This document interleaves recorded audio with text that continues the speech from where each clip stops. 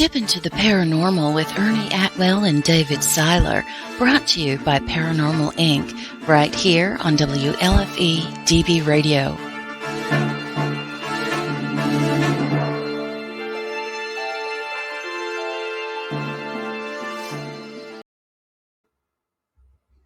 Well, hello, everybody. Hello, and welcome to episode hello. 46.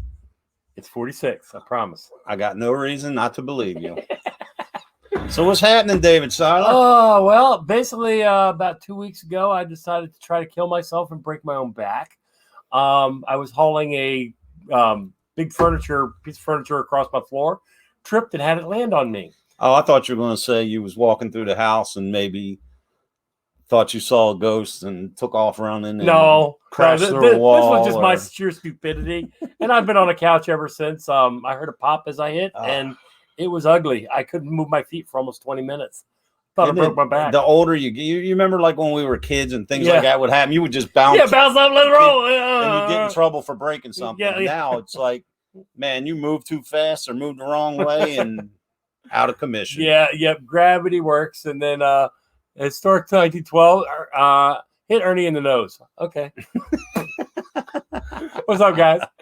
So thank you for joining us, and we have a very special guest. Man, tonight. I tell you what, we've been waiting for this show because we had our next guest scheduled, I think, twice, and because of scheduling conflicts, always had to postpone. But we have her tonight. You all know who she is. Who is she? She is from Happy Horrors Productions. She is the author of The Storyteller of Pain, along with 6 other books. Sweet. I know. What a special guest tonight. Without further ado, Miss Loren Molloy. What's up, everybody? How you doing, guys? How you doing?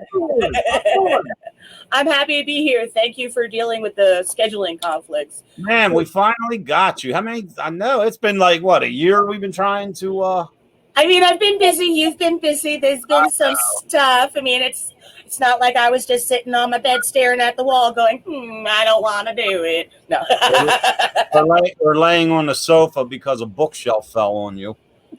Honey, let me tell you, with the first movie I made, I literally broke my tailbone in the middle of a national forest and still had a limp 5 miles back. I was in a back brace for 2.5 months after my first movie, just because I was trying to tie some stupid string for one of the special effects scenes and bent the wrong way, stood up, and all of a sudden was so. Dude, I know how you feel because I was in that bed, and you see how hyperactive I am. Imagine being told you're in a back brace and you got to be in bed. I know. That's how I wrote my second movie, because it was like, if I don't do something, I could find ways to kill people from this bed soon. It's I know. It's like I've had so many injuries over the years, quite a few work related, and man, when you're down a wheel or it's your back or call me Eileen. It's miserable. See me, I'm always like this now. Well, I had first hurt my back. I worked for special needs autistic kids as a 5-1 teacher aide, teacher assistant, depending, as you grow in the system. But and I had a kid pick up a TV that wasn't bolted down. I had just walked into the room. He was about to throw it at another kid, and we're talking kindergarten level. And I caught the TV so the kid didn't get killed by it, but the back of the teacher's desk was one of those corners because it's old school. So it went right into my coccyx tail. I went down with the TV because it's one of those tube TVs because, education systems, they weren't updating until recently. So I went down, the kid was fine, but then it was like, oh, wait, what do you mean? Oh shit, this is a big deal now. And that's kind of what started and caused the second major was because, once you really hurt one of those things, you got to do some serious healing. And I was not at the level of yes, I'll take care of it in any way. Now I'm like, I'll listen to light languages. I'll get Reiki. I'll bend over backwards and do I don't care how crazy. If it makes it all better and I don't have to wear a back brace that makes all the middle muffin part feel like death. Dude, you eat and you're wearing one of those back braces. It's a weird sort of 16th century girdle where you're just how you get that? It goes from here, goes inward, goes to that. Especially driving with one of those things. I had to drive 16 hours with one of those things on to a convention, and it kept digging in. All of a sudden I get there and there's cut marks because the thing had bent so much. I looked at somebody, I'm like, if this didn't make me want to kill people, I think I upped a level in my spiritual elevation because I didn't kill anybody at a rest stop because of this damn thing. It's miserable. It's like, I know when a few years ago I had reconstructive surgery on my hand, and Ooh, it was my primary hand, and it's hard. Try to do everything with your opposite hand. It's I had to do that when I was a kid. I was roller skating and tried to do like a jump, but the roller skate string caught in the wheel. So I got caught on my bunk bed ladder with my arm going down first, shattered the whole arm, and had to go to the hospital to get a cast. Wait a minute. You Because lost. I am super special. So I was rollerblading in my room because you're not supposed to. That was going to be my question. I'm like, can you please tell me how? Because it wasn't allowed outside. It was Christmas. So it wasn't allowed outside, and they didn't want to wait. Of course, I'm impatient. I didn't want to wait to try 2 days to go to a park because it was Christmas. So I am in my room at night while everyone's sleeping going, I'm going to teach myself to rollerblade. Then I decide, I'm great. I do a jump, catch them onto the fucking lace of one of the wheels, onto the ladder, and literally shatter my arm, and everybody wakes up to me screaming. Yeah, I was a nightmare child. I don't deny it for a freaking second, man. I used to work at a skating rink, and I'm like, Yeah, I've ran over people. I've been ran over. I've never encountered a bunk bed while I was roller skating. No, that's an obstacle course you missed. It's a Thursday night thing. It was only a short while. It's like rage rooms, except you break your own body. But now, of course, I had to learn how to do everything with my other arm during that because I had this huge cast on. I was not the cool kid in school. They were like, now what with this child? No, it's not uncommon to be able to do that, because I remember years ago my father told me that, I don't know, he was like born right-handed. He had some major whatever with his hand and actually learned to become left-handed. Mm-hmm. And even when this healed, he was now left-handed, but then he shattered his left hand and went back to being right. And I'm like, yeah.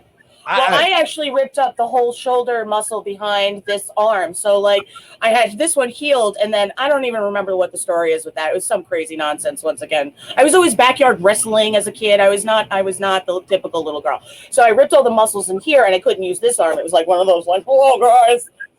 So that's how it wound up being, like, da, da, da, da, da. And neither of them are great. Let's just put that in perspective. I'm not claiming it's like, da, da, da, da. It's more like, nah. So I can write with both, but it's not like either is beautiful. It's like, I wanted to be a doctor, so this is my handwriting. It's not like a compliment. You don't have two left hands, right? For the doctor didn't put an arm right for me, guys. For the folks who are watching, I am not truly insane, I swear. I always tease about Dave being 100 miles an hour, and he's like a jumping bean. I think I have found the female equivalency to Dave. Hey, let's talk about a special date. A special Dave. Date. His face was so great. I'm sorry, go ahead. Last year, we always remember Friday the 13th. That's when we tell them what we did on Friday the 13th. We got tattoos. But why did we get tattoos? We went and actually investigated Tony Bill's studio for the first time on Friday the 13th. And this Friday the 13th, which is what, 2 weeks? Yep. Little less? Oh, God. You just gave me a panic attack. Yes. Another special event on Friday, August the 13th. And on that note, Miss Molloy, tell them what Friday the 13th is this year. It is a new special holiday just for horror fans. It is the Devil's Lettuce movie release. Yes, that's right. This movie I made is not... Scared the fuck out of me, Dave. Wait until I see you. I'm going to flick you in the head. Flick, flick, flick. Especially with the headphones on. All of a sudden, I'm like, was that in the room? Okay. Then I saw Dave's face. I'm like... She's like, I told you not to talk to me when I'm live. More than anything, I got to remember the rating on the show. I was like, oh, don't do the gestures. So the Devil's Lettuce movie is about a group of kids that decide to want a party on Friday the 13th in a graveyard, as they do. And one guy's too drunk, breaks the bowl they're about to smoke out of, and finds a human skull and decides, during a pandemic, this is a great idea. I'm going to smoke a bowl out of a human skull. Well, the two guys do that, and something happens to them. Their eyes change. They start growling and losing their words, but getting super aggressive, and they start chasing the girls. What happens is the movie. And I got to tell you, I made sure that I played with your audio and visual senses as well as your visceral feelings throughout the whole movie, because I play with different visual.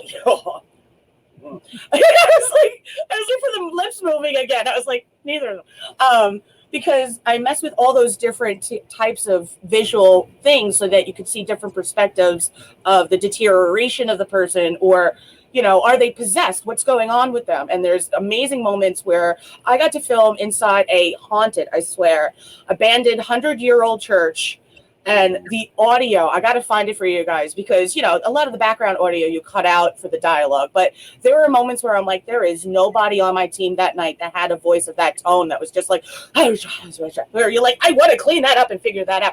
There was nobody, you know, those kinds of moments. And then another time. The thing is, though, people don't realize, because of all the funerals that happen in churches and all the energy in a church, churches are one of the best places for energy and for finding actually haunted things. Loren, we were just discussing last week that our cameraman John McGinnis contacted Dave and I. He films all our events, and he was filming. Now, this wasn't an investigation, just a seminar. And Dave and myself and Mr. Jeff Leeper, we were doing a seminar, and our cameraman was actually picking up disembodied voices while we were filming live. And then, of course, again, when he went over everything you filmed. And that church that we used actually at one point was used for satanic rituals. So then we had a guy that created an entire demon goat costume by hand. So he's in that church, and there's all these weird sounds. And at one point, I actually just used the footage as is, because if they're dust particles, they're dust particles. I don't care what they are, because it looks like 1,000 billion orbs just going across the screen, and it was not one single moment of special effects I used. Because like while I'm recording the moment, I kept almost stopping and being like, "This is coming out really weird, guys." And they're like, "Why would you stop using that then?" I was like, "Oh right, yeah, okay." And the other place we used was an actual graveyard that was over 100 years old and stuff like that. So we had some weird stuff happen there. One girl got super sick, and it wasn't until I started saying prayers on her, because I'm also ordained. So she was really sick, and when I pulled up to the location, they were like, you know, she's really not doing well. We don't know what it is. You know, we gave her sugar. She's not popping back. And I went over to her, and I was like, and I said something, and she was like, "Oh, okay." And she just looked at me. She's like, "Thank God you're here." And everyone was like, "What the?"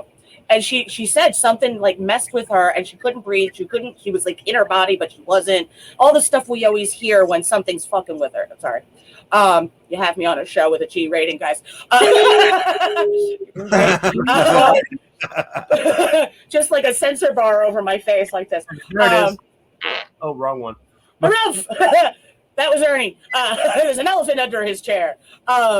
So, you know, there was a lot of moments throughout filming this movie. And there was another spot where it was just like a kill shack in the middle of nowhere. And like to the point where like a cop just appeared and was like, all like upset with us, even though it was like public property. I just kept looking at him, and I'm like, "There's something you really want to tell me if you were off duty, huh?" And he just looked at me. He's like, "You should leave before it's dark." And I was like, it was like The Haunting. You know that? Did you ever see The Haunting where the housekeeper walks in and she's like, "No one comes any closer than that. No one comes after dark." I was like, okay, everyone pack up. We're getting the fuck out of here. Like, Get out. I mean, I would have punched a ghost in the head. I was like, oh, like. Now, even though the movie doesn't get released till the 13th, I know someone that got a sneak peek preview of it. Yes, you do. Yes. Now, I do want to say one of the reasons that I allowed Ernie to watch the movie was because we truly were trying to have you in the movie, and then because of, you know, scheduling issues, it just didn't work out. So because he already knew about the film, had an insight into it, but was never a part of it, it's the perfect type of person to review it before it's released. Plus, because of your daytime training and all that stuff, you have an extra sense of a perspective. So plus, you're just going to tell it like it is. So that's one of the reasons we made sure you were one of the people that allowed it. I needed somebody to be like, it's nice, or just, and then like Ernie, So Well, we have a comment from one of our viewers. They have an idea for you to make a movie about. It's called Revenge of the Bats. Have you seen our little bat video? I told you about it. Oh yeah. David screaming like all get out. Dear Facebook user, I wish you had a name. I don't know where it's coming from because it's not from Paranormal Inc. and it's not from Step Into the Paranormal. So I have a stalker, it seems, and thank you to your stalker fan for joining us. Thank you for saying you can't wait to see the movie. Loren, you're an absolute genius. Why, thank you. I didn't say it, you did. I'll take it. He has that secret. Look at this one. Look at this one. Oh my god! Matching That was Carly Hall that said that. Carly, yeah. Says Carly Hall at the end. The bottom comment says Carly Hall by Carmen. Try to be sneaky. I don't mind it. Hey, and you know what? I would totally do that. First of all, Ernie and Dave in a movie or on camera ever. This is why we watch them. Is because look at the two of them. First of all, just watching their faces. See, that's good enough for me. Plus, let's go back to the moment where Dave got locked in an elevator for a second, and his face exiting the elevator should have been a moment in the movie. And by the way, now that I know, Dave, just you wait. We blasted the video all over the place. Well, the messed up part is, was it Pam Barry who made the gif of literally him coming out of the elevator like, I don't know who was filming. All I know is as I'm standing there. Lindia was filming it's going up and it's not moving. Now I'm caught between the third floor where I can see out right here, and there's a drop beneath me to get out. So the gate won't open, and all of a sudden the lights go out. I'm like, all right, guys, this ain't funny. The elevator's like this big by this big, enough for me to go like this in it. I'm like, come on, y'all, this ain't. I didn't know Dave was dead. Yes, John. Of all the people that get stuck in an elevator that night, of course it's going to be Dave.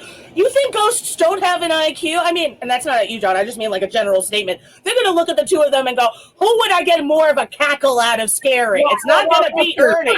Shit out of Dave. I didn't know Dave, your face was priceless. I literally want to take that gif and just add it into any fucking movie. I had to get a T-shirt made of him coming out of the elevator. Oh my Lord! Loren, I'm telling you, I wish I could do the face perfect. It was like I had no idea Dave was in there, and I was like a floor below. And I said to someone, "Where's Dave?" There was something I needed to tell him. Yeah.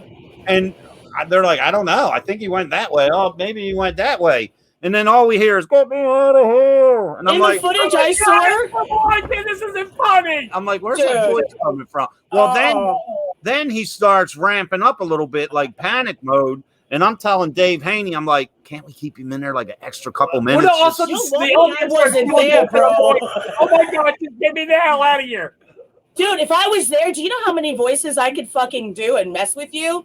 Give me a little boy. I mean, that'll be great. Get out.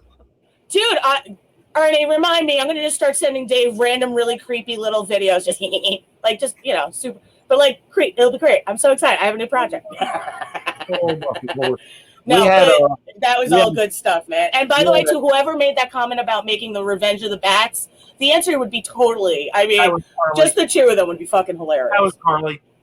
Yes, Carly, I like it. When we had Carly and Jack on that night, I tell you what, man, I was laughing to the point where I thought I was going to pass out because I couldn't breathe. That them two had me laughing so hard. Dude, that's why when I'm about to get into an elevator, I actually will touch the side and be like, "Thank you for doing your job. I appreciate you." I don't care if anybody thinks I'm crazy. I don't get locked in the elevator. Well, when the lights went off and then the elevator started bouncing, you had something in there with you to fuck it with. I am 200 pounds. I'm 6'6", 78 inches. I couldn't get out of that.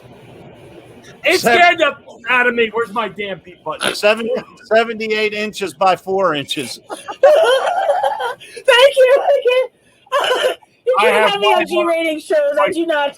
I was like, he made sure he said it in inches too. Such a male thing. You're welcome, Dave. Beware of the 4-inch killer. That one's fun. This one's a killer. 4-inch killer. Hey, look, I found my beep button. There's my beep button.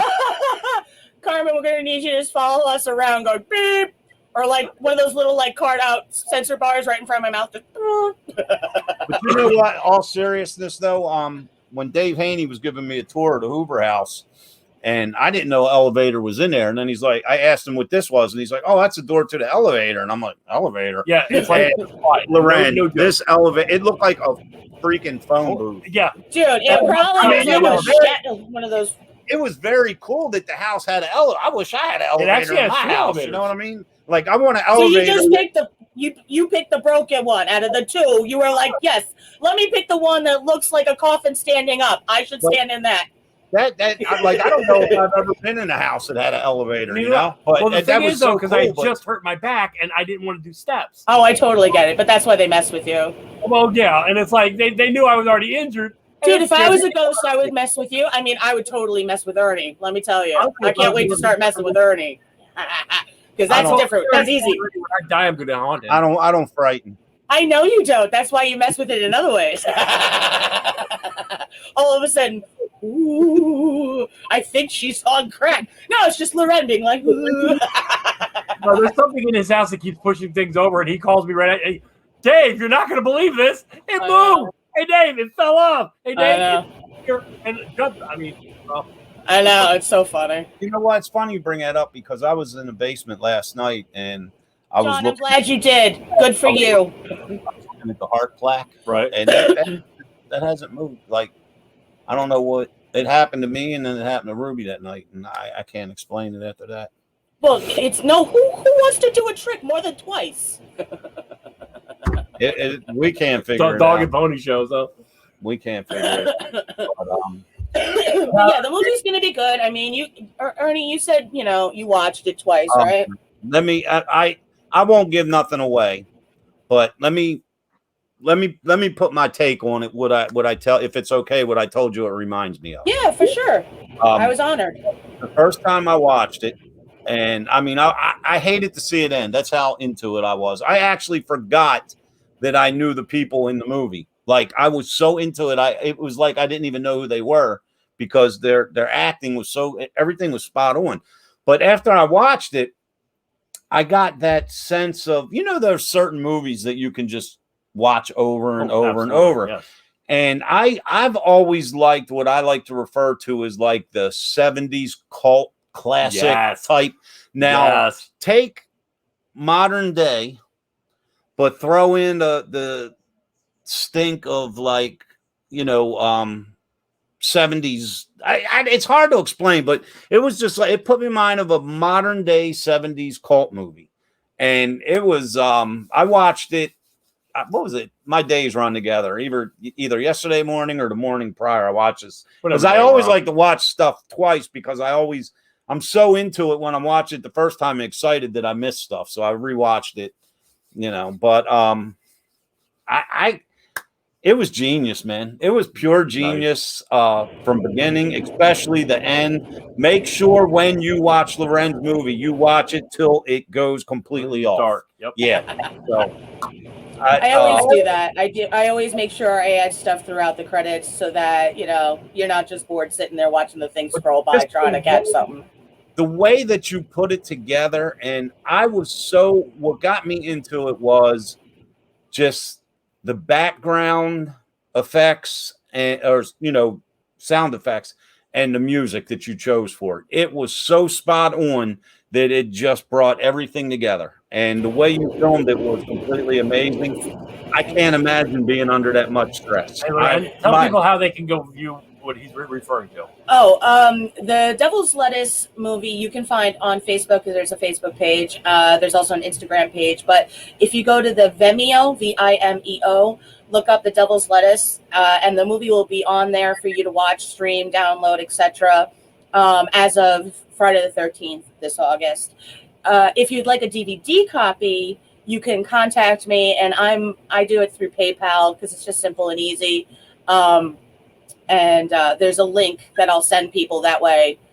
They get Ernie is brown nosing? Nah, dude, not at all. He doesn't do that shit. That's good.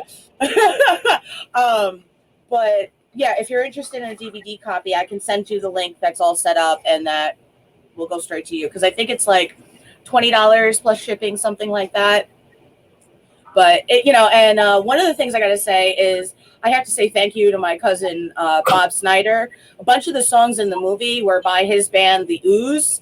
And if I didn't have that music, I think those moments that I love the best, some of the best kill scenes, pictures are moving on the wall. Oh, just so you know, I have a fan and an air conditioner on, just so you know. So, like, this is moving. But I love it when our fans actually notice things like that. Yeah, no, I appreciate it. Occasionally. Yeah. And we've had things happen upstairs. Dude, if you do see stuff, absolutely tell me. I'd rather be like, I have no explanation versus, I didn't notice it for sure. 2 minutes ago, you were talking about the Goat Man and the Demon Goat. Yeah. Demon Goat. When he made his first appearance in the movie, man, I was not expecting it, and I was blown away. And I was like, oh man, this just got real. It was, why didn't you say it, Dave? Dave's gonna like it. Definitely. But he was a real good sport. The guy Vincent, he even created the whole headpiece by hand. I mean, it was fucking great. Nice. Oh yeah, of course Ted's. I know who it is. Ted, I love you. He's a sweetheart. He's the only person that said something like, don't worry, honey, I'll tape your box up, and wouldn't get punched in the face. He was a super sweetheart. One of the boxes had ripped apart with all my books and fallen all over. It's like that high school moment when you drop your binder and all the papers fall in front of everybody. And He came right over and was not allowing one moment of like any embarrassment. He's like, so he made a joke out of it, and helped me pick it all up. And we get to see Ted in like 2.5 weeks. Yep. We will all be together at the Gettysburg. That'll feel bad. Yeah, that'll be exciting. I haven't seen Ted. Last time I saw Ted in person was, even though the bash was canceled last year, we all went anyway because we were all booked there. So we all hung out for the weekend. Last time I saw him, he came to my house. And he sat in my chair. Not his chair. Oh no! Wait a minute, my butt hurt, not yours. So I was thinking Goldberg's, where he was like, "No, your tiny little butt has ruined my chair."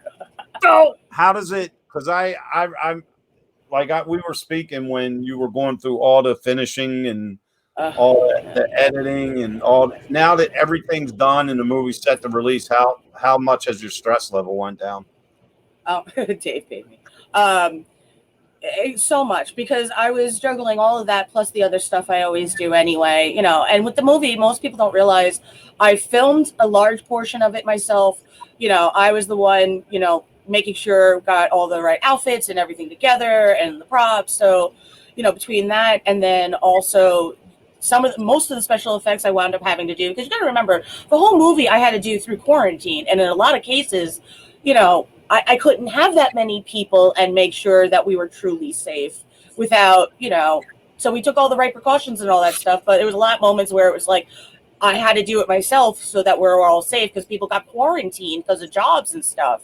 Right, so, it was constantly like, the universe was like, let's see how many times Loren can have a moment where she got to go plot twist and do something different. And, so the amount of stress of just trying to make sure I got it finished filming in time to then edit the whole movie, do all the audio, do all the soundtrack, do all the DVD stuff and all the wild part.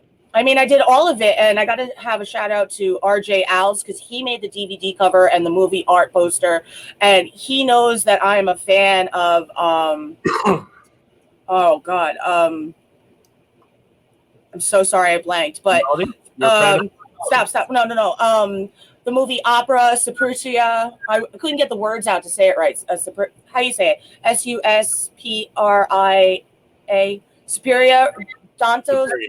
Yeah, I can never say it right, but I watch the movies all the time. It was always two movies that I loved. Opera opens up with this crow. I'm all about crows. So the dude knew that I love those movies. I love the artwork of that kind of 70s cult classic stuff. So he made something incredible. And I was like, this fits exactly how I was thinking the movie would be done. So now that it's all done, I am just like, all right, now what am I supposed to do? Oh, wait, I have other stuff I got to do.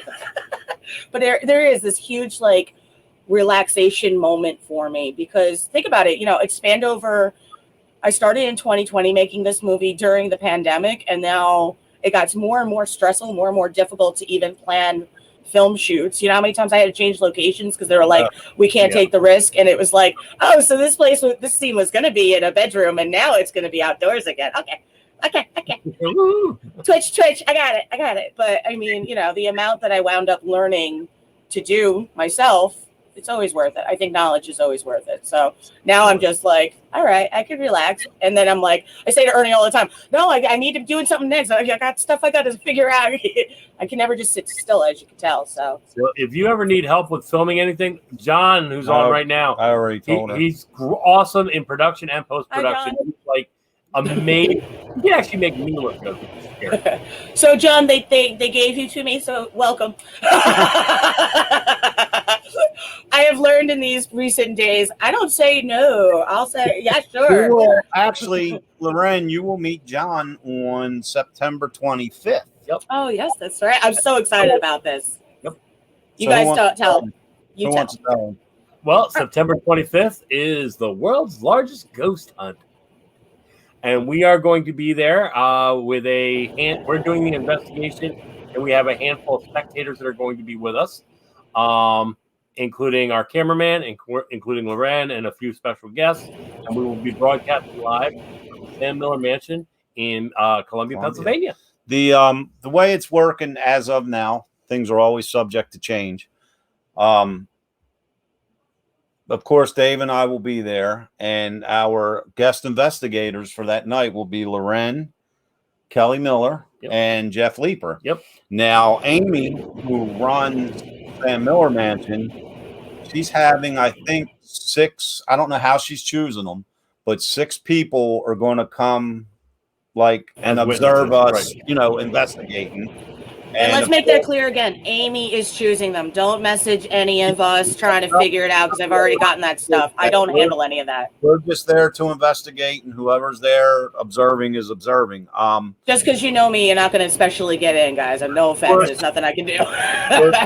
We'll be filming through World's Largest Ghost Hunt. Our banner's up for it. And then also John McGinnis will be with us filming for us.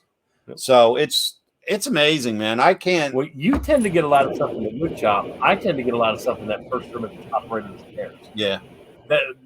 Last time we were there, right when you get to the top of the steps, first door on the right, that place was nuttier than the peanut farm. I mean, we got.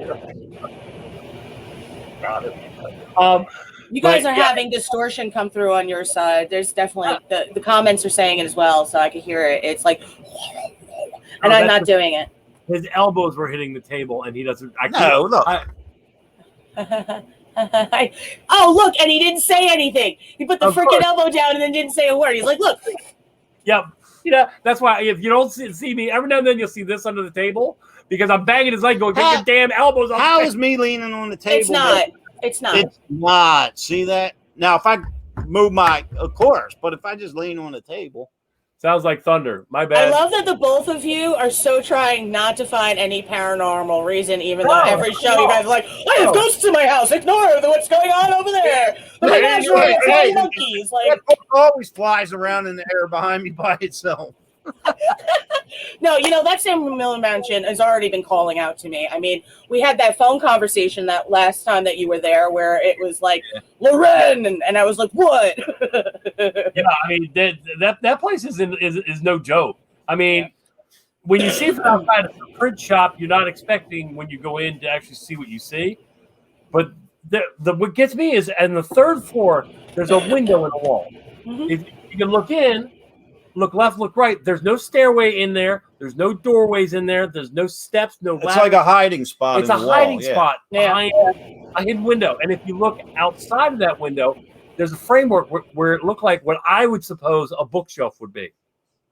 In the basement, there is a sealed up underground railroad tunnel where you can they actually brought in the runaway slaves. So my thought, put two and two together, that's where they hid the slaves at. So there's a lot of energy. We've actually put our equipment up on the windowsill itself, and Ernie was calling it out. Can you turn that one on? Can you turn that one on? Now turn that one off, man. I'll make that one ring. Now turn and literally pointing at him, and it was ringing. That night, it was getting kind of like activity, but not a lot. So I pulled away from my group and went up to that room where Dave was with his group. Right. And when I went in, everything it looked like a light show. Yeah.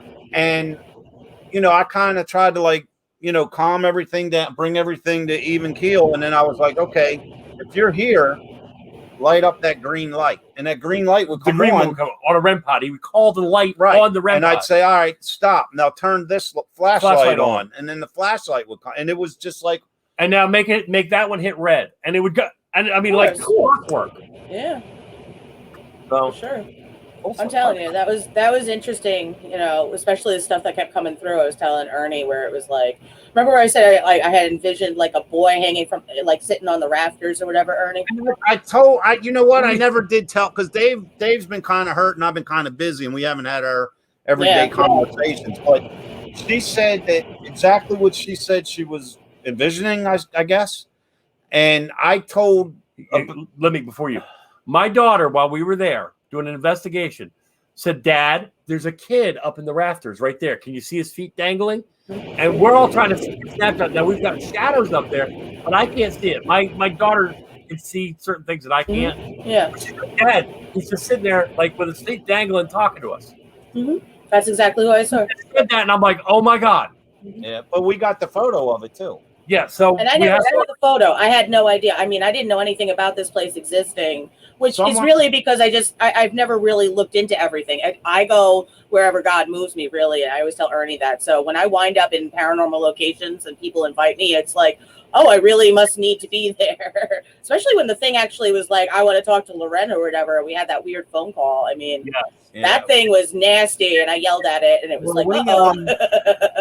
for the people watching, we were hosting an event there, and that was the night that something touched Kelly Miller or whatever.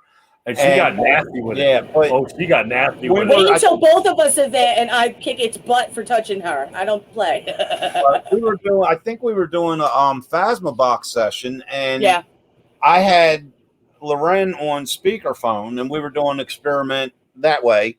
But I don't remember if it was prior to calling her or during. But the Phasma actually said her name. Yes. Before, because I was working. I was on duty when you called me, and he's like, I got you on speakerphone. There's a bunch of people in the room, but the house just asked for you, and it doesn't do accents, and it said Loren. And I was like, all right, I'm here. I'm awake. Let's do this. That's the same room. I think it was like our second time there. I was upstairs by myself.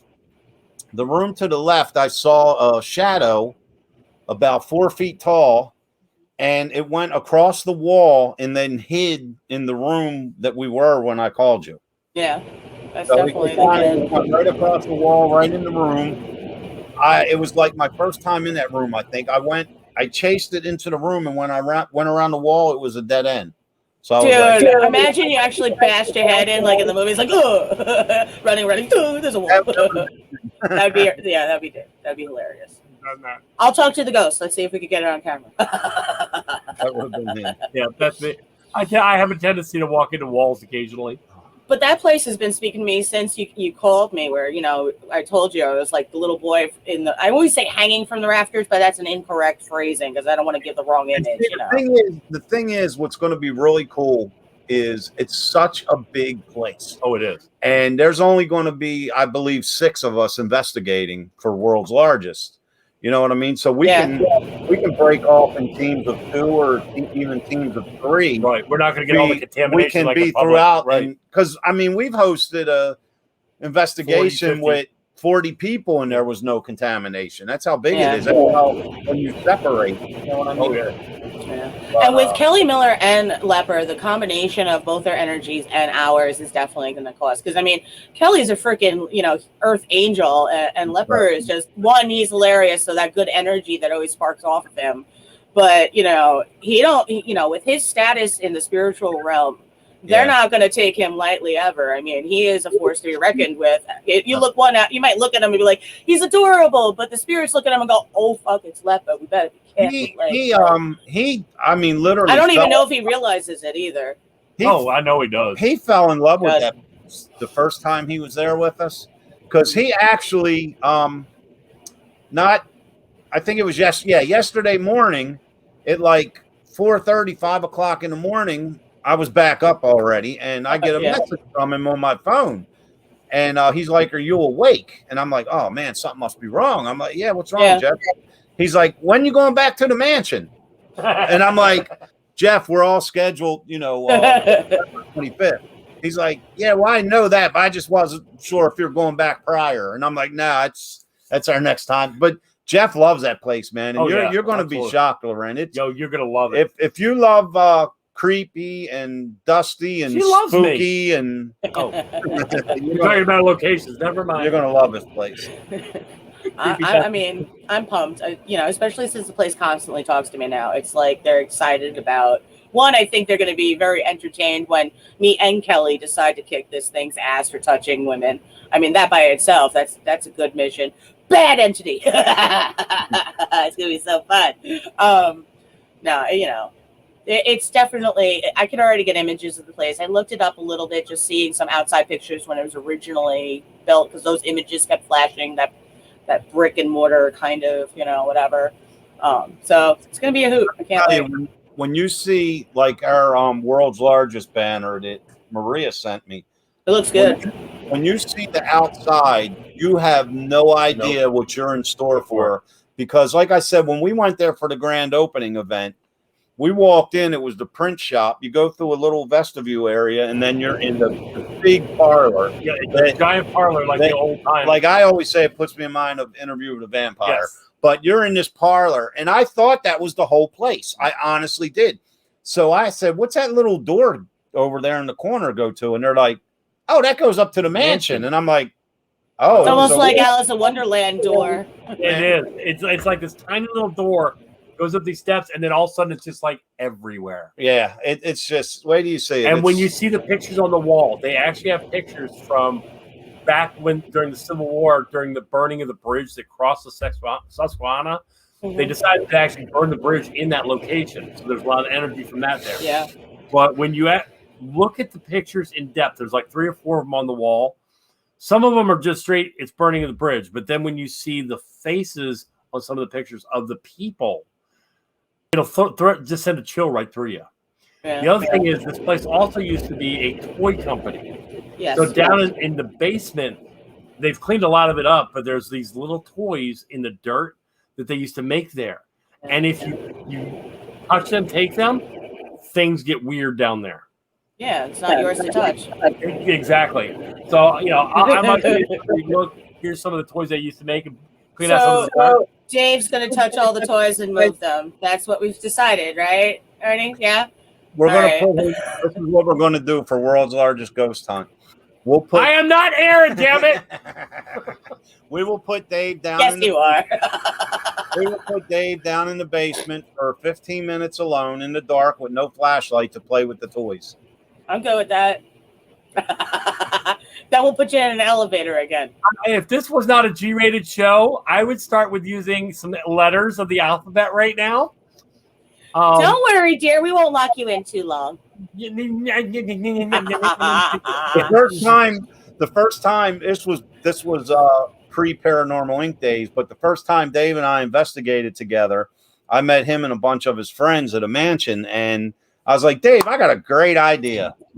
If you go up these 2 flights of steps and continue up, there's an attic. This is what we're going to do, man. Take this radio and just go sit up there and tell me what happens. And he said, start reading the questions. Don't put a light on. He puts me in, and it's Haldeman Mansion in the attic by myself. Oh, yeah. So I sit down, and I start going, throw a tape recorder down. Is there anybody here? Can you tell me? Yeah, I started the whole rigmarole. These were the first days. First time I'd ever investigated anywhere near him. Well, the thing is, he actually had Echovox running downstairs. What did you have running? You had something. Yeah, I don't remember. SP7, whatever you had. It started answering him. So I would ask questions. I'd write down my questions, and then I was getting the answers. So I came down with the tape recorder going, "Hey, I asked all these questions." He's like, "Yeah, I got the answers." I'm like, "What?" He goes, "The first question, the answer I got was, yes, I'm here." So we're going to do that whole routine again with you locked in the basement in the dark, right? Playing and touching toys. Maybe we'll put one in your pocket. Mommy, no. Yeah, we'll think of something. This is what we'll do. We have a few shows before World's Largest Ghost Hunt. So some of our viewers. Yeah, Carmen, I saw that too. I heard that. Some of our viewers come up with some ideas that you would want Dave to do as an isolation session. And we'll pick the best idea that somebody comes up with. Do I get to play this game too? And hey, before I forget, our next episode in 2 weeks is going to be our last episode before the Gettysburg Bash. So that episode is going to be all about the bash. We're going to have some special guests popping in and to talk about the bash as well as relive some great memories from all the other bashes. Loren, you've been to one. And so we're basically, that's what we're going to do. It's going to be building up to the 2021 bash next episode. So, and that's all great, but Ernie, I feel like you're missing out on a very, important announcement from you that will be available at the bash.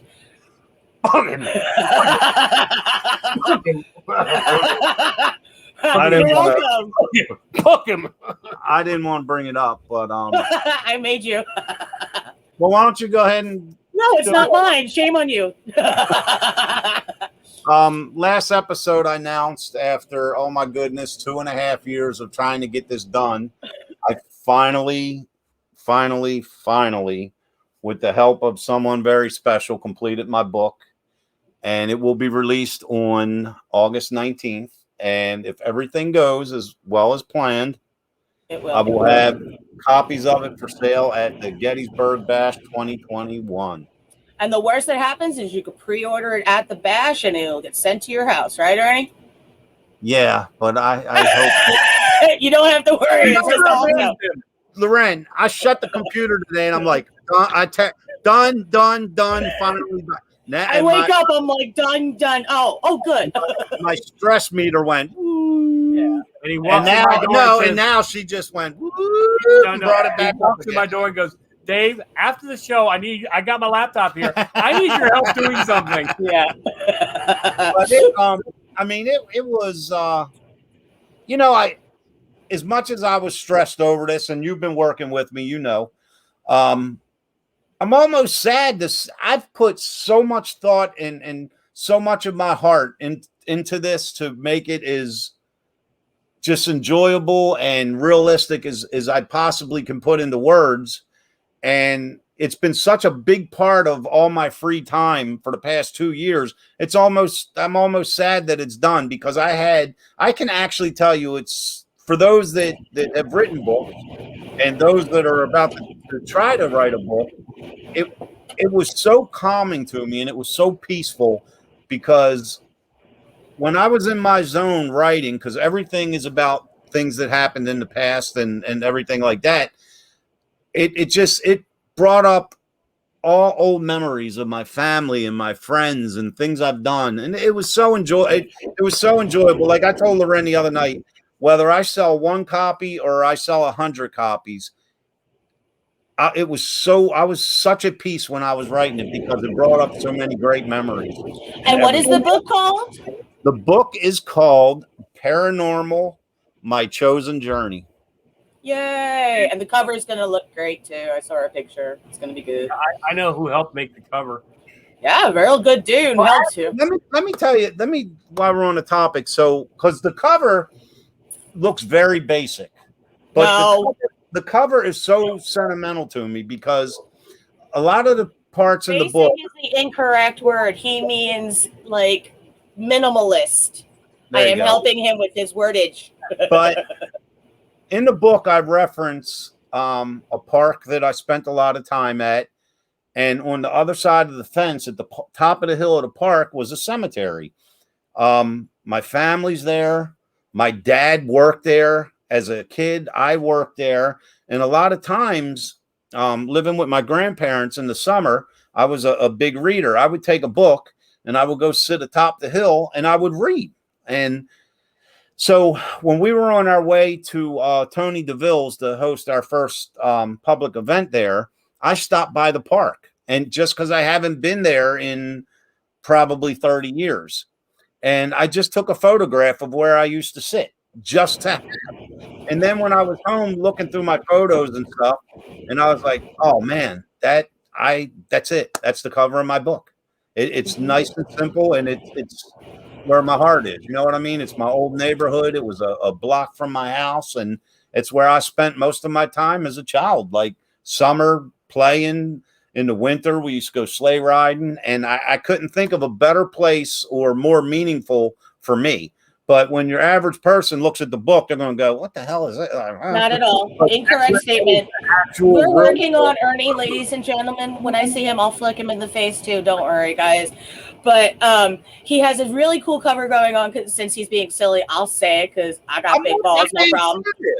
But it is a beautiful black and white cover. With Dave's help, he was able to have it's you with the cross in the background illuminating with the shadow. Yeah. And it really is. You got to remember, folks, that the word simple in him that he's using it isn't the correct usage. Once again, what he means is that although it looks simplistic, it's visceral and it'll give you the impact emotion, which doesn't need to have a ton of stuff going on to give you the result and feeling. And with one cover image, it explains everything going on in the book. It has to do with his home life. It has to do with the paranormal. It has to do with God and spirituality. And to be able to put all of that in one minimalist picture is a very excellent and brilliant way of handling it. So, am I good at my job or what, folks? Speaking of proper verbiage and me using the word simple. When I say, hold up. How did you get me in this? How you know I'm going to say you? Watch. So when I say Dave's simple-minded, is that the proper verbiage? It's a minimalist mindset. He took everything out. It's like a SpongeBob and Patrick. Oh God! Can you be SpongeBob and Patrick for a Halloween party now? Oh my gosh, SpongeBob! Oh my God, you really? I mean, remember when he took it off and he put brain coral? Okay, too many kids' cartoons. Hi guys, I'm Loren. Whenever we talk about Halloween costumes, this was so funny. Dave and I were hosting a Halloween event at the Haldeman Mansion. Well, he's a 7-foot Grim Reaper, and I'm a priest. Okay, so it's just our ritual to stop at Sheets for a cup of coffee because we don't have Sheets down here where we live. He's in Sheets, and I'm outside. I'm drinking my coffee or whatever, right? And I don't know how this come to be, but like some guy comes up and starts asking me for spiritual advice. Oh my God, yes. And I'm outside talking, and Dave's like, he's in full collar. And I didn't mean it to be, but I had to go on with it. I wasn't trying to. He rolled with it. He just rolled with it. I wasn't trying to. I actually hung inside for a minute just to watch it. It wasn't like he's like, say 7 Hail Marys and then wear ladies' underpants on your head. So we get to Haldeman Mansion, and Laura, I can't remember her sister's name. Her sister's there, and she comes up and introduces herself, and she goes, "Man, finally, all I hear about is this Ernie guy. I finally get to meet you in person." And I said, "Oh, hi, how you doing? Nice to meet you, whatever." And she goes, "That is an awesome costume." And I looked at her, I was like, "What are you talking about? I am a priest." And she was like, "Oh my God, Ernie, I'm so sorry." And I let this go on for like an hour. Like, everything about her, whenever she would come around me, everything about her would change. Like, I got to watch my hair around this guy. But I had so much, because I actually contemplated becoming a priest when I was young. And you know, I was like, I had to roll with it, man. It was Halloween, but outside the sheets, you know, I was giving people spiritual advice. But the thing is, I was actually giving them good advice. They never asked me if I was a priest, and I never told them that I wasn't. I was giving them advice. You know? Dave's having a drink come out of his nose. He laughed so hard. Last Halloween, I'm actually ordained non-denominationally, and my friends asked me to do their wedding on Halloween, but they asked me to dress as the nun from The Conjuring. So I married them with all makeup, and I forgot that I was wearing it. So I leave the house in full nun garb with the thing and all the makeup on, and I get in the car, and my neighbors who are like the wrong, let me correct my statement, a certain type of Christian, we're like, I was like, all right, have a good night, guys. And they were like, I told you she's Satan, and ran into the house, locked the doors. And I was on a video chat with a friend, and I just was like, so I reversed the car, and I leaned out the car, and I'm like, Dominic! And I just drove away again. They were like, I saw the photos. That was a good costume. Yeah. I mean, you know, and the only reason I say that, like a wrong kind of bad kind of Christian or whatever, is because, like, they're the ones that will, like, if you have Halloween decorations on the lawn, they'll come over and start yelling at you about worshiping Satan. And I'm like, that, sir, is a ghost. This is a pumpkin. You get off my lawn. Like, so because they're like that kind of person, like, you know, Christmas is this whole kind of thing at them, and it's like, okay. What is Loren, what's the new term we use for starting with DEF CON? Oh, DEF CON Karen. Yes, it's DEF CON Karen coming in. And I mean, seriously. They were like, ah! And like for weeks after that, like they would like run in the house. I was like, I got to do this costume again just to keep them on their side of the lawn. Yeah, keep them on their side of the fence. I mean, really, they stopped messing with me because they used to just be like, you're driving too fast. Meanwhile, I'm slowly pulling onto my curb. You know what I mean? Like nothing where I was like, okay, you're doing the most now, Karen. Like, so it was just hilarious, especially since I didn't start off meaning to freak anybody out. I was just trying to be a nice neighbor. Like, bye, have a nice day. I was like, oh, good, the makeup works. My Grim Reaper costume, I was having fun with because I would stand completely still as people would walk up, and they would be like, oh, cool, and then I'd move. Yeah. And I had people like tripping over themselves. It was hysterical. I would love to come hang out at your house on Halloween and go say hello to your neighbors. I think we should plan that. Because I got some behind neighbors that will just have a ball, man. I've never seen a 7-foot Grim Reaper with a noose hanging for a belt. I actually have a scathe cross on and a scathe with me. Oh my God, we're planning this. Oh, like right before I move out. I'll just leave you in front of the property and just wander around with the insights thing. When you move out, Dave can be in full costume, holding his suitcases like this, going in like he's moving in. I have just a lawn chair sitting in the driveway. I have these glasses that I actually have a little mini switch on for my hand that I can be looking at you and then turn my eyes red. That's awesome. I love it. Dude, I'm planning it, especially since I got DEF CON Karens around me. It's so sad. We are at the 2-minute warning. So, Loren, please tell everybody watching and listening how they can, once again, tell them how they can get your both movies. Tell them how they can follow you. Tell them where they can get your books and all that good stuff. All right.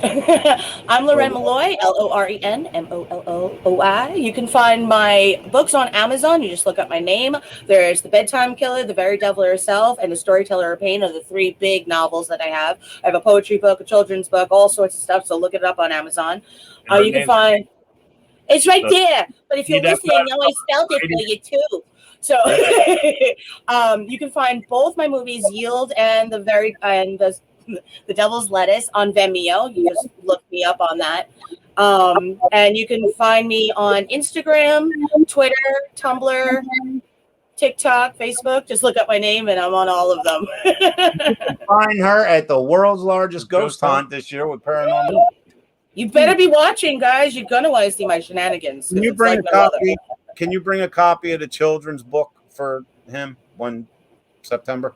Yes, there's lots of lovely pictures for you. You don't have to worry. There's no big words. I'll bring the bedtime killer. It's about a peeping Tom turned lust killer. The words are nice and simple. I resemble that. He resembles that. That's great. And my brain replied, in lightning fast speed. Huh? Ooh. What do we do? Where are you? Before we go, if you haven't yet watched this Wednesday, watch the Paranormal Brew. I will be interviewed on there at 7:30 this Wednesday, and Eastern Standard Time. Eastern Standard Time. And what else? The Bash. That's all we can talk about because that's the next And his book. And my book. Well, that kind of goes along with the Bash. Book him, Dano. But I can't believe it. The Bash is here already. I man. know. Holy crap! Yeah, it was a year ago, a minute ago. It really was, man. So hope everybody can get a chance to come by one of the 3 days and see everyone. And remember, when you buy your ticket for the Bash, it all goes to Pennsylvania Wounded Warriors and children with terminal illness. And the ticket is good for all 3 days. 3 days, Friday, Saturday, and Sunday. Children 6 and under are free. And meaning they get in for free. What's that? Free. Meaning they get in for free. You can't just pick up a child while you're there. It's not cat food. It's not a free can of cat food. I got it again. There you go. Ernie said it was free. I got a free child under 6. Not like that, folks. Loren, we cannot thank you enough for spending your. I know you are busy, and I know you need your time to rest because I know everything you're involved in. But thank you so much for spending an hour of your Sunday with me and this guy here. It's been a blast, guys. I love being around you too. It's a blast. And please, everyone, check out Loren's movie. I have seen it twice, and you're going to love it. Love it, love it. I don't know what else to say except watch The Devil's Lettuce, Friday the 13th. Now you have something epic to do on Friday the 13th, no matter where you are. Mm-hmm. And another tattoo. There you go. I mean, get the Devil's Lettuce on your body on Friday the 13th. I don't care. I mean, hey. Loren, thank you. Thank you. Thank you. No problem. I love you guys. Stay safe. Once we clear, stay with us. Yeah, don't sign off yet. We'll after the show ends, we'll bring you back in for a second. All right, guys. Well, it is that time. Do you notice during the show he slowly goes from here and he slowly creeps his way over on top of me? Ask Loren what I'm doing. Fondling date. No, wait. No. Loren is one in Baltimore words. I'm scooching closer. Stop scooching. She was doing some of the editing on my book, and she like messages me like scooching ? And I'm like, yeah, that means I'm scooching close. Yeah, see what I mean? I'm scooching closer. It's sliding. And so I get she's down there cracking up. I can see her for those that read it, keep in mind I used all Baltimore terminology. So if you have so if you're not a Baltimorean, you're gonna have problems. If you have a hard time reading it, just contact me and I'll translate for you. Don't speak slower. But now, on a serious note, I mean, I'm bad mouthing my hard work. I put